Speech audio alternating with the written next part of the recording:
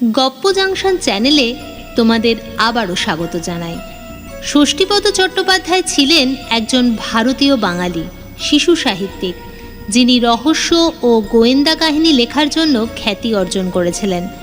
1981 সালে তাজ সৃষ্ট পাণ্ডব গোয়েন্দা কাহিনীর জন্য তিনি সর্বাধিক জনপ্রিয়তা অর্জনও করেছিলেন। এছাড়াও তিনি অজস্র রহস্য রোমাঞ্চ কাহিনী, ভৌতিক গল্প ও ভ্রমণ কাহিনীও লিখেছেন। 2017 সালে শিশু সাহিত্যে তার অবদানের জন্য তিনি পশ্চিমবঙ্গ বাংলা একাডেমি পুরস্কারেও পুরস্কৃত হয়েছেন। তাহলে আর দেরি কিসের? শুরু করছি আজকের উপস্থাপনা। ষষ্ঠীপদ চট্টোপাধ্যায় রচিত অদৃশ্য হাত।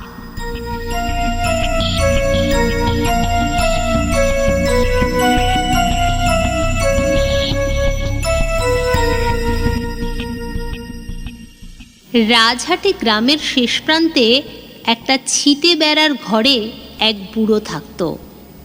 বুড়োর সাতকুলে কেউ ছিল না, তাই সারাদিন গ্রামে ভিক্ষা করে সন্ধ্যের পরে সে বাড়ি ফিরত। আজ থেকে প্রায় 40-50 বছর আগে গ্রামগুলোর যে কী চেহারা ছিল তা আশা করি তোমাদের আর কাউকে বলে বোঝাতে হবে না। গ্রামগুলো তখন গ্রামই ছিল। গ্রামের বাইরে মাঠ ছিল, বন ছিল, জঙ্গল ছিল, দুর্ভেদ্য অরণ্যও ছিল। এই ছিল তখনকার প্রকৃতি। সে যাক, বুড়োর ঘরের কাছে মস্ত একটা বট গাছ ছিল, আর সেই বট গাছের ছায়ার নিচে ছিল বুড়োর কুঁড়ে ঘর। খুবই দুঃখে দিন কাটত তার। কোনো মতে ভোরবেলা উঠে দুটো শুকনো মুড়ি জলে ভিজিয়ে খেয়ে সে ভিক্ষায় বেরোতো।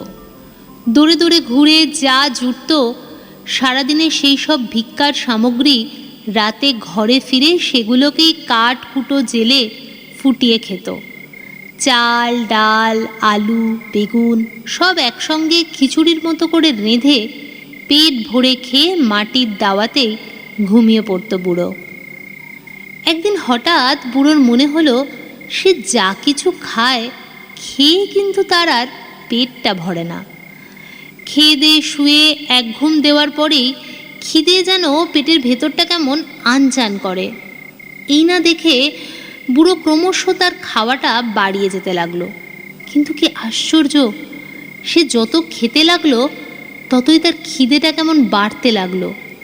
ক্রমে ভাতের হাঁড়ির চেহারাও বদল হলো, কিন্তু না, তাতেও তো কোনো সুরাহা হলো না। 4 জনের রান্না একসঙ্গে রেঁধে খেয়েও পেট ভরল না তার। তাই একদিন মনের দুঃখে গ্রামের 2-4 জনের কাছে এ কথাটা সে বলেই ফেলল। সবাই তো শুনে অবাক। কেউ কেউ তার মধ্যে বলল, বলো কি, 4 জনের রান্না একজনে খেয়েও পেট ভরাতে পারছো না, তার ওপর তোমার মতন একজন বুড়ো মানুষ? কি যে বলো না, এ হতেই পারে না। নিরাপদ মাস্টার ছিলেন এই গ্রামের পাঠশালার গুরুমশাই। সব শুনে তিনি বললেন, তা বেশ বেশ, দেখবো বুড়ো তুমি কত বড় খাইয়ে। শোনো, আজ তুমি ভিক্ষায় বেরিও না, আমার ঘরে এসো, আজ তোমার নেমন্তন্ন। দেখবো বুড়ো তুমি কত খাও। বুড়োর তো আর আনন্দই ধরে না। সেই রাতে নিরাপদ মাস্টারের বাড়িতে খেতে এলো বুড়ো। কিন্তু কি আশ্চর্য, 4 জন কেন, একজন মানুষের খাবারও ভালো করে খেতে পারল না বুড়ো। সামান্য 2-4 গ্রাস মুখে দিতেই পেটটা যেন কেমন ভরে গেল। এসব কাণ্ড দেখে নিরাপদ মাস্টার বললেন, আসলে আসলে কি জানো, তোমার এবার মতিভ্রম হয়েছে। হ্যাঁ, মতিভ্রম হয়েছে। তো বয়স কত হলো? তা ধরো না কেন, 3, 20, 10। তাহলে আর এমন কি, 70 বছর। তা চোখে দেখতে পাও? একেবারে কানা নই, তবে কখনো ঠাওর হয়, কখনো হয় না। কিন্তু বাবা বিশ্বাস করো, আমার কিচ্ছু হয়নি। ঘরে আমার খেয়ে পেট ভরে না। ভরবে ভরবে ভরবে। আসলে ব্যাপারটা হচ্ছে তুমি বুড়ো মানুষ, দেখো নিজের ঘরে থাকো আর ওই চাল ডাল ঠিক মতো নাও না। এই তো আমার এখানে তো পোয়াটাক চালের ভাতও তুমি খেতে পারলে না। সে কি বাবা, আমার সারাদিনের ভিক্ষের চাল, সে বড় কম নয়।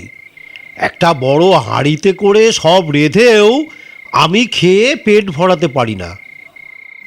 বুড়ো আর কী বা করে, ঘরে ফিরে এসে মাটির দাওয়াতে চাদর বিছিয়ে শুয়ে নানান রকম চিন্তা করতে করতে কখন যে ঘুমিয়ে পড়ল।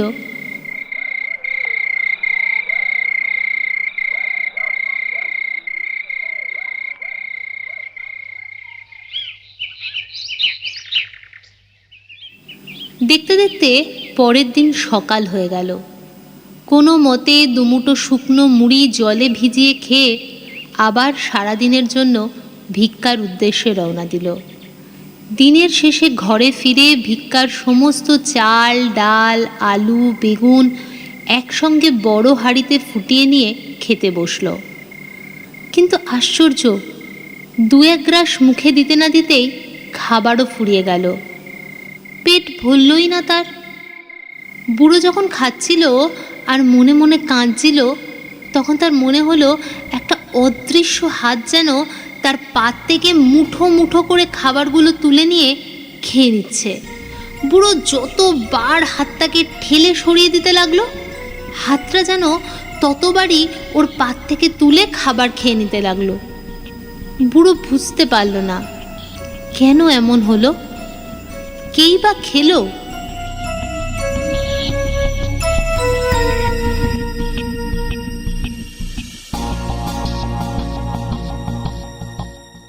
বুড়ো বুঝতে পারল না কেন এমন হলো আর কে বা খেলো। এই কথাটা বুড়ো পরের দিন গিয়ে বলল নিরাপদ মাস্টারকে। সবটা শুনে নিরাপদ মাস্টার বললেন, হ্যাঁ, বলো কি, একটা হাত তোমার পাত থেকে খাবার তুলে নিতে লাগলো? হ্যাঁ, আর আর বুড়ো তুমি বসে বসে তাই দেখলে? কি করব বাবা? তা কে কে কে সে, তাকে চিনতে পারলে? কি করে চিনব?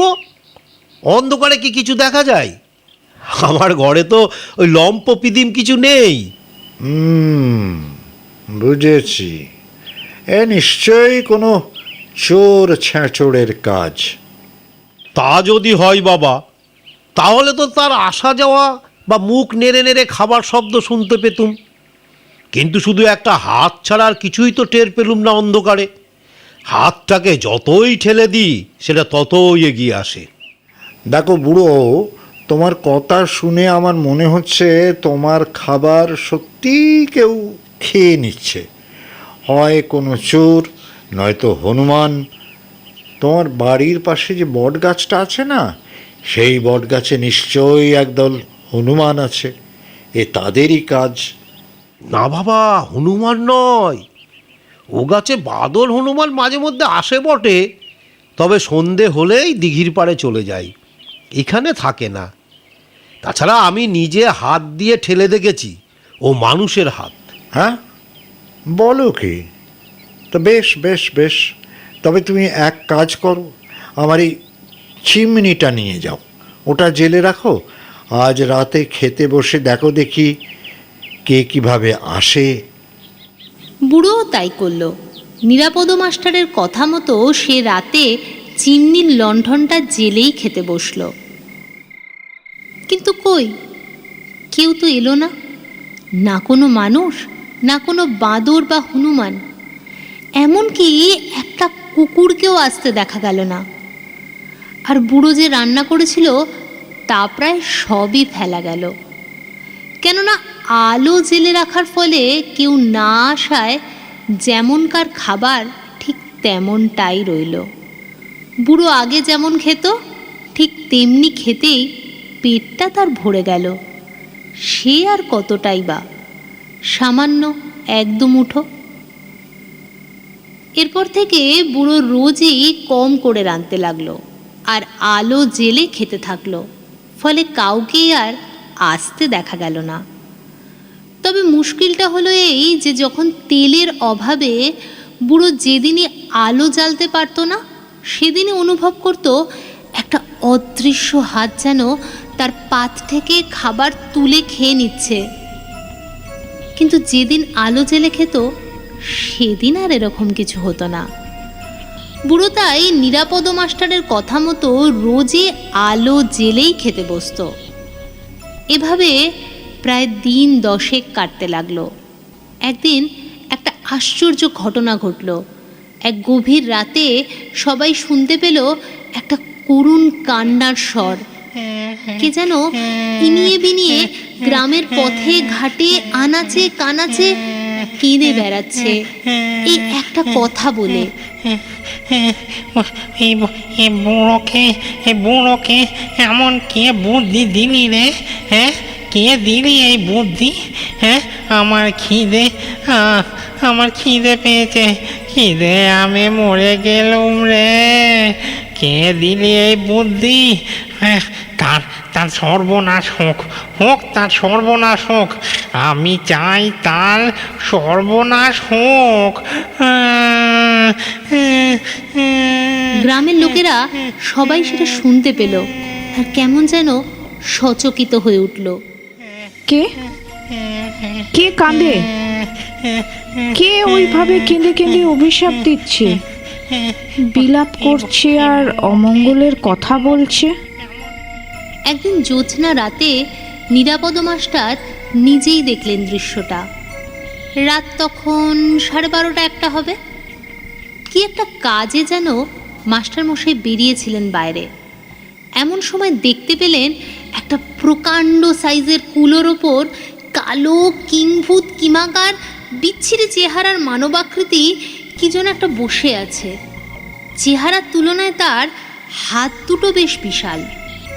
কুলোটা বাতাসে ভেসে ভেসে গ্রামের পথটাকে যেন পরিক্রমা করছে, আর সে কিংভূত কিমাকার তার হাত দুটো দুলিয়ে দুলিয়ে কখনো নৌকোর বাওয়ার মতো করে, কখনো বা কপাল চাপড়ে সুর করে কেঁদে কেঁদে কি যেন বলে চলেছে।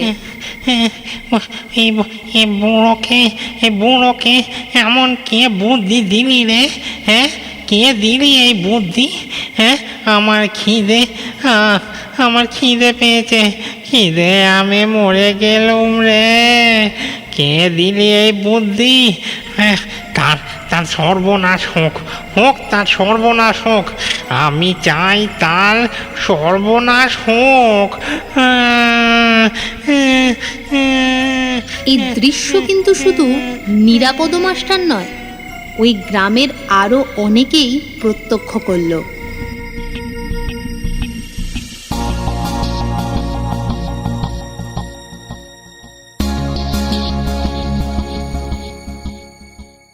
নিরাপদ মাস্টারের বউ অনেক ঠাকুর দেবতা, ওঝা, বুদ্ধি করতে লাগলেন যাতে সংসারে যেন কোনো অমঙ্গল না হয়। কিন্তু না, কিছুতেই যেন কিছুই হলো না। সাপ সাপান্তও কমল না।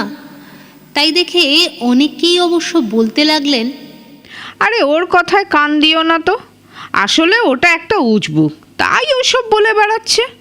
তোমরা তো ওর কোনো ক্ষতি করনি, তবে ভয় কিসের? শকুনির সাপে গরু মরে না, বুঝলে? ও যা ইচ্ছে বলুক না, বলতে দাও। এভাবে আরও 2-3 মাস কেটে গেল।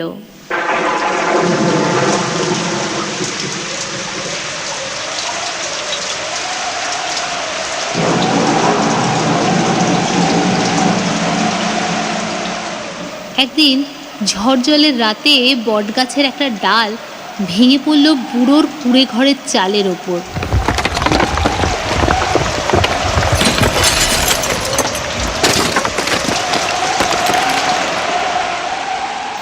ঘুমন্ত বুড়ো ঘর চাপা পড়ে কবেই মরে গেল।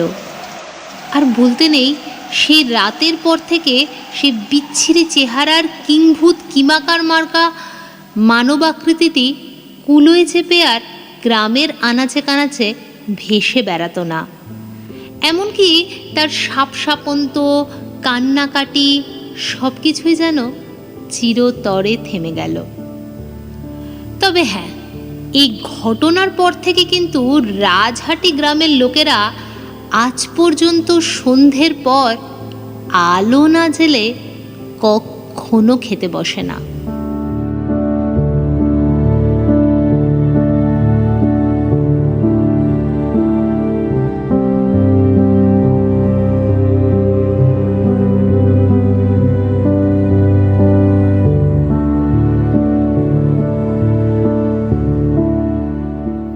আশা করি আজকের গল্পটা তোমাদের ভালো লেগেছে।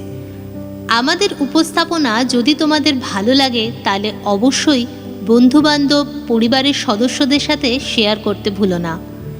তোমাদের এইটুকু সমর্থনই আমাদের ভবিষ্যতে এগিয়ে যাওয়ার পাথেয়। তাহলে আজকে এখানেই শেষ করলাম, ফেরত আসবো আবার আগামী সপ্তাহে।